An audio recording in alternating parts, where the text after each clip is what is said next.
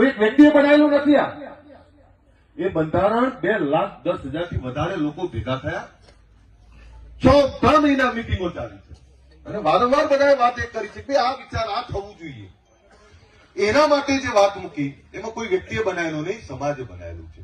અને એમાં જે કંઈ હમણાં વિષયો ચાલ્યા, જે ખામીઓ ચાલી, અથવા કોઈ કહે કે અમને પૂછવામાં નતું આવ્યું, અથવા કોઈ કહે કે અમને મંજૂર નથી, હોઈ શકે. બધા સમાજના છે. જે દીકરા ઉપર કાર્યવાહી કરી એ આપણા જ છે ને ભાઈ, એ થોડા પારકા છે, એ તો આપણા જ દીકરાઓ છે. પણ વિષય એ છે કે સમાજ કંઈ નક્કી કરે, સમાજ કોઈ બંધો નક્કી કરે અને સમાજ એવું કીધું કે આ બંધો તોડશો તો તમારે એનો દંડ થશે. તો એની સામે શું હોય કે ભાઈ હા, સમાજે બંધો બનાવ્યો છે, અમારાથી જાણે અજાણે ભૂલ થઈ છે, પણ જાણે અજાણે ભૂલ થઈ છે. સમાજ માય બાપ છે. સમાજે આપણે બધાનું માય બાપ હોય. સમાજ એ સમાજ છે. કોઈ મારા એકલાથી સમાજ ના હોય, તમારા એકલાથી ના હોય, બધા ભેગા થાય એ સમાજ કહેવાય. મારાથી નાની મોટી ભૂલ થઈ છે, સમાજ જે દંડ કરી અમે ભોગવા તૈયાર છીએ, પણ અમે સમાજના છીએ, સમાજના દીકરાઓ છીએ. આમાંથી હવે આગળ વધવાનું કંઈક કરો તો દરેક વસ્તુનો રસ્તો નીકળે.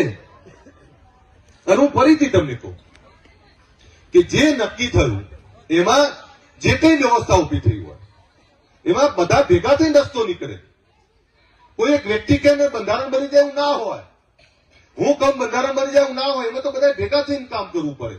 અને બંધારણનો કડક અમલ એટલે કોઈ કડક કાર્યવાહી નથી, એમાં બધાને સંમત કરવા પડે. આ બંધારણ બનાવો છો, આ બધા તમે અમલ નહીં કરો તો મતલબ શું છે? બધાએ સંમત કરવા પડે અને સંમત થઈ અને બંધારણની અમલવારી થાય તો સમાજનું ભલું થાય. કોઈ પણ નિયમ બને છે તો જેના ભલા માટે બને છે, એ જેના ભલા માટે બને છે એને તો અહેસાસ કરાવવો પડે, એને તો સંમત કરવો પડે. એમ જે કંઈ અત્યારે ચાલી રહ્યું છે એમાં હું એવું માનું છું કે આ જે કંઈ વ્યવસ્થા છે, જે કંઈ ડીજે વાળી વાત ચાલે છે, દીકરાઓ આપણા છે, સમાજ આપણો છે, એનો બેસીને રસ્તો નીકળે. પણ